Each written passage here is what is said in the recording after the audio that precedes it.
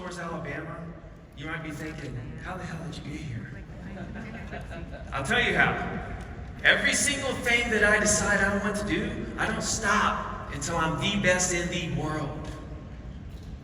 When I was coming up in school, you're too small to play football. I walked out of high school with a full-pay scholarship. You're too young to do real estate. I became the #1 agent out of every agent, every brokerage in my area for 8 years in a row.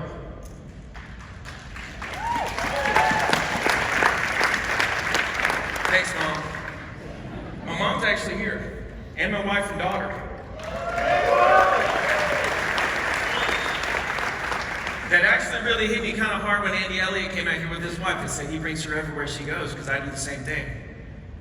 And he was talking about quality of life and spending time with your loved ones and really living the life that you want to live. And that's exactly how I live. I knock off at 5 o'clock, I knock off on the weekends, and I bring my family everywhere we go. We travel 3 times a month and speak. And it's a great, great life. Now, what I want to do I have my slides? There we go. There we go. Can we go back? There we go. All right. I just want you guys to know, before I move on to my slides, that every single person in here can do anything you want to do. If I, growing up in a trailer in Alabama, can do the things that I've done, every single one of you can do anything you want to do in life. If you're just willing to do one thing. Whatever you decide to do, don't stop until you're the best in the world. I ain't talking about market or country, the world. Now we're gonna play a little game. Tell me the first word that comes to your mind. All right? What's the first word you think of when you hear the word Alabama? Yeehaw. Football. Country. I was in New York and I asked that. You know what they said? Mud. I said, I don't know anything about mud. I'll show you why. All I know about is sand, baby. This is where I grew up, right here on the Alabama Gulf Coast. You guys knew we had beaches? Alabama has some of the most beautiful beaches in the world. If next time you want to go on a vacation, you don't know where you want to go, come to Gulf Shores, Orange Beach, Alabama. Come check out our seafood restaurants and holler at me. Let's go have coffee, let's hang out, I'll show you around. Hell, I may even sell you a condo or two. Now, I'm here to do one thing today, and that's to prove this to you. Why now is the worst time in history to buy real estate. You ready?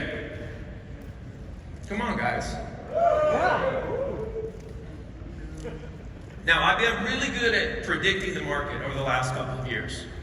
All right, how did I do that? Well, I've been doing this for 21 years, and I'm a great test taker. I'm an educated guesser. Really good at it. This is kind of jacked up looking. That's okay. On April 28, 2020, what were we all doing? Locked up. We were locked up. Don't let me out. I put out a video why the market is about to surge. Not only surge, but why it's going to be the largest surge that we've ever seen. What happened? 2021 happened. We had 6 million transactions. In December, I said we hit bottom for home prices. We're going to start coming back up. What happened? In January, we hit a bottom, so it was a little early, but I'll take it.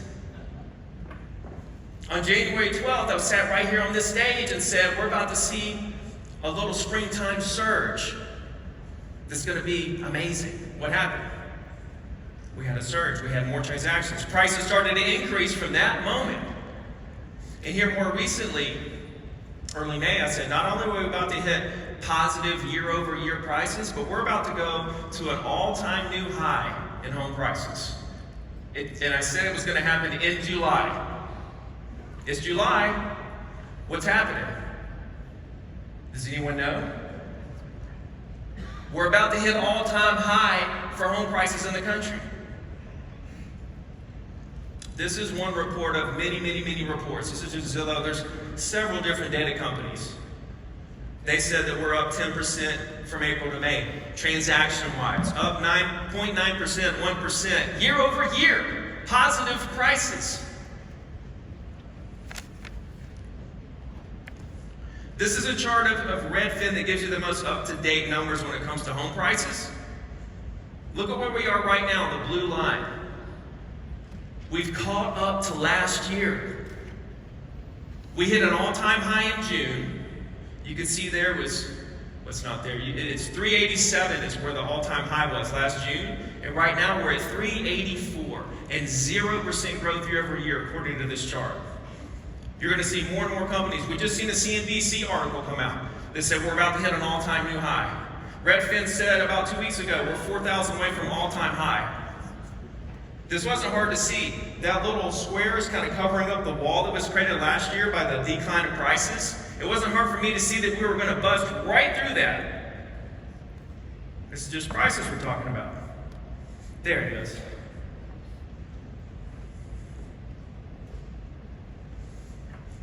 But Ricky, that's national data. Real estate is local. It's local, right? You hear that? From the real estate bears, the Crash Brothers. Okay, here's probably the 4 worst hit markets during this downturn. This is what this was. This was the 2008 situation, ladies and gentlemen. You know, we're down to about the same amount of transactions this year as we did in 2008. This is 2008. This is the bottom. Look at these 4 markets: Vegas, Phoenix, San Francisco, Austin. Same trends. Bottomed out in January, boom, to the moon. It's local. Look at the data. Oh, but what goes up must come down.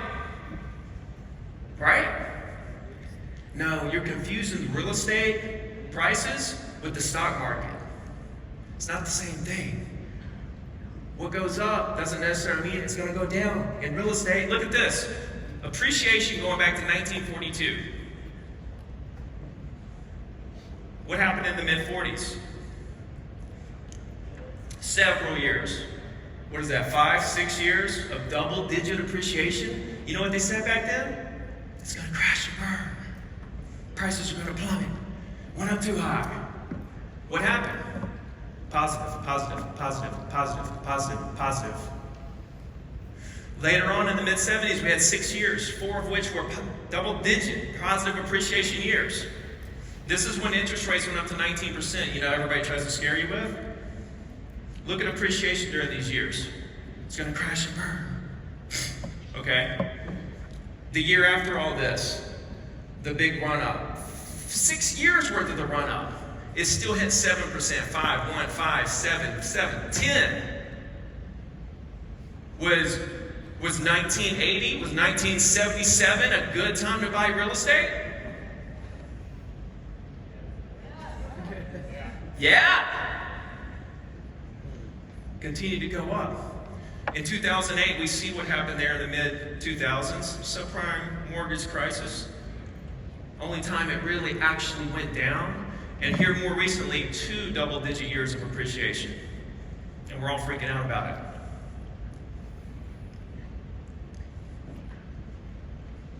There's a recession coming. Okay? Look at the data from recessions of what home prices do during a recession. Do you see? They just go up, up, up, and away. They crashed in 2008. Which, by the way, you go back to 2008 and look at the data, knowing what you know now, and you look at the number of transactions, the prices, the entire picture of the data back in 2008, knowing what you know now, you look back at that and you think, that wasn't so bad for the real estate market. That really wasn't so bad. It was actually great. You know how easy it was to sell real estate in 2008? That's when I got back in the business from losing everything, sleeping in my car, eating out of people's refrigerators. I got back in 2008 and it was so easy. Why? Because prices were half off. Who doesn't want half off real estate? Make some noise real quick.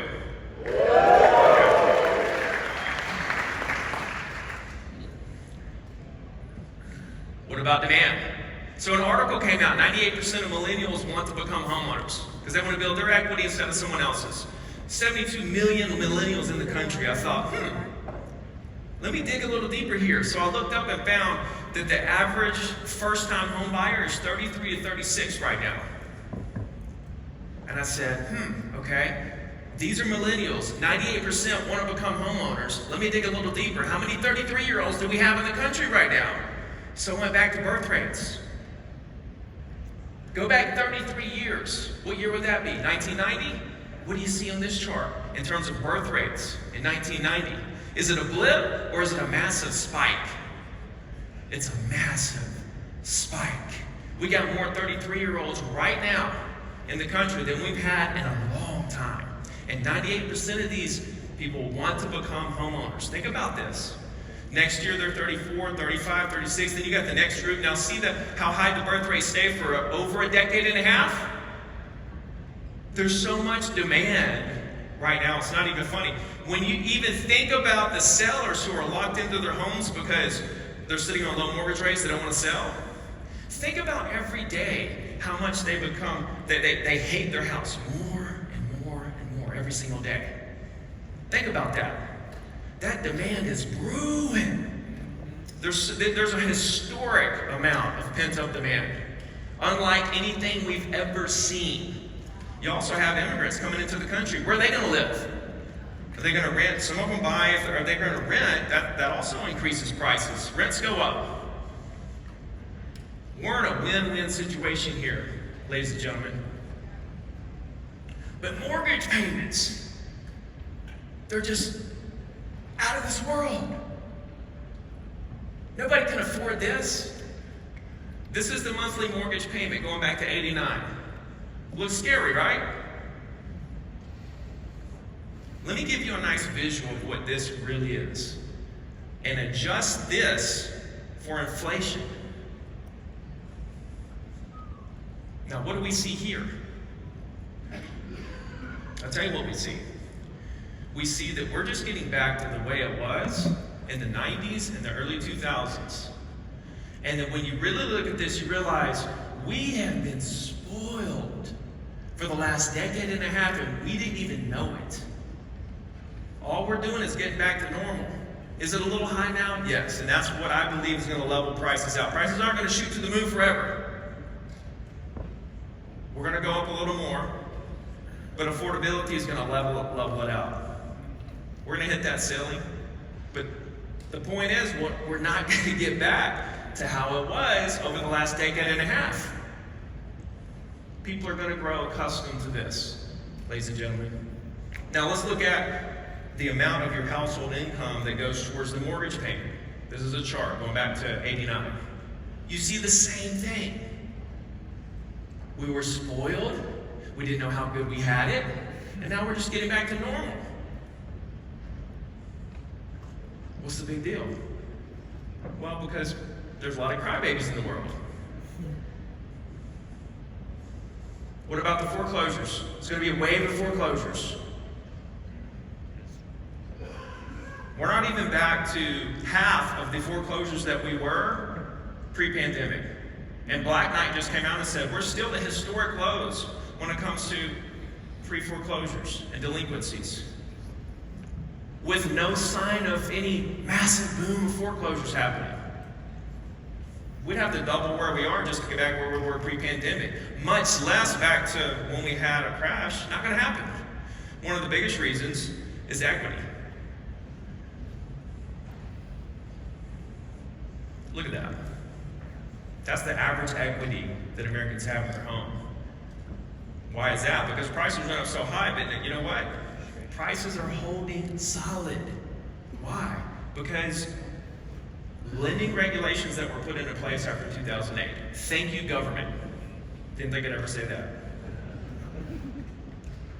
But that is why we're going through 2008 all over again, but prices are holding solid.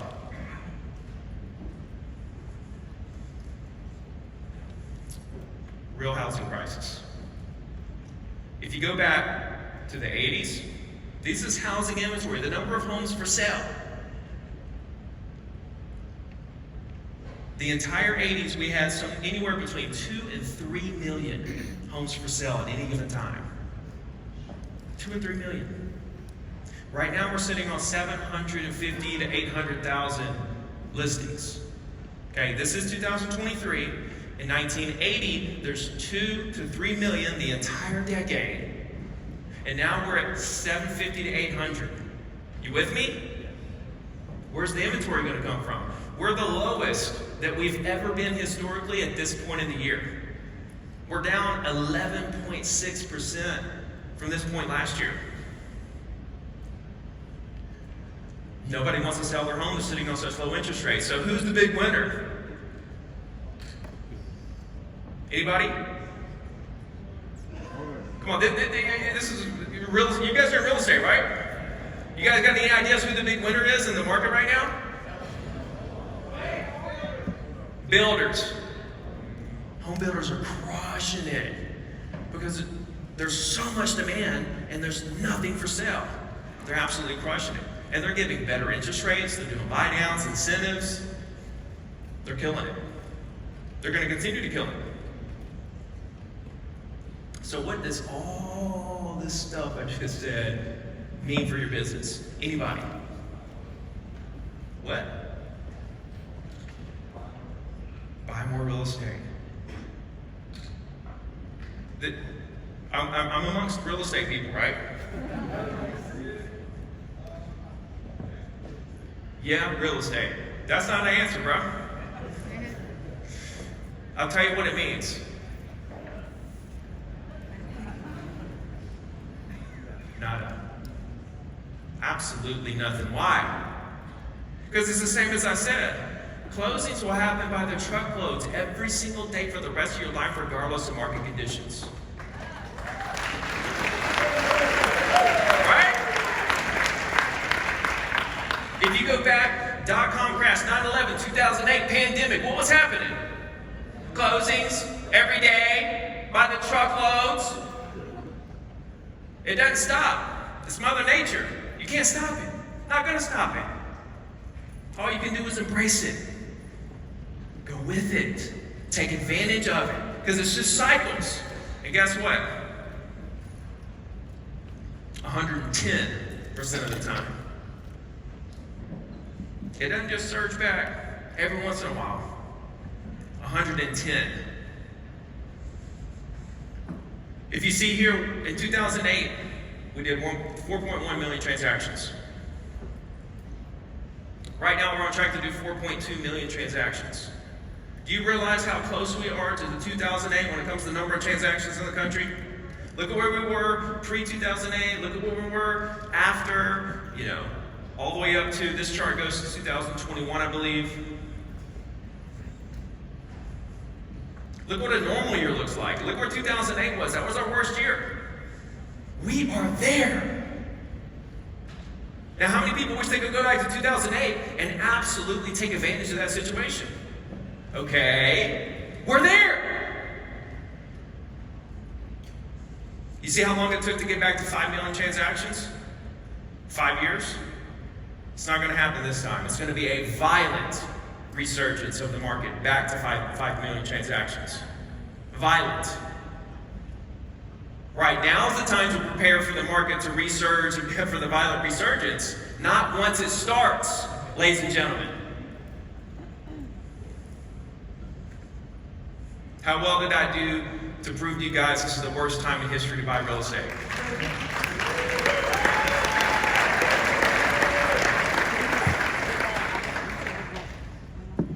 I did good? You don't want to buy any? My goal is to buy 100 million this year. I'm buying everything I see. I'm buying new construction. I'm closing on a new construction home every month. Why? Better interest rates, no maintenance, good cash flow, appreciation. I'm finding the deals. Small commercial, 2,000 square foot buildings, and I'm looking for multifamily. If you got multifamily, bring them to me. That's my Instagram. Answer every single message.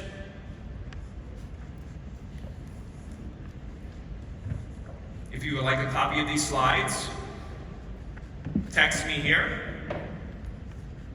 You will get them.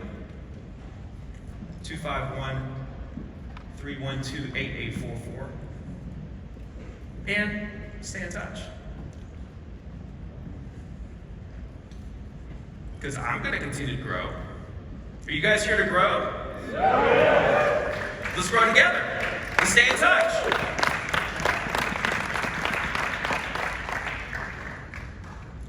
And this Wealthy Investor community is the #1 fastest growing real estate investing community on the face of the planet. It's the best real estate investing community on the face of the planet. How many people here are in Wealthy Investor, by the way?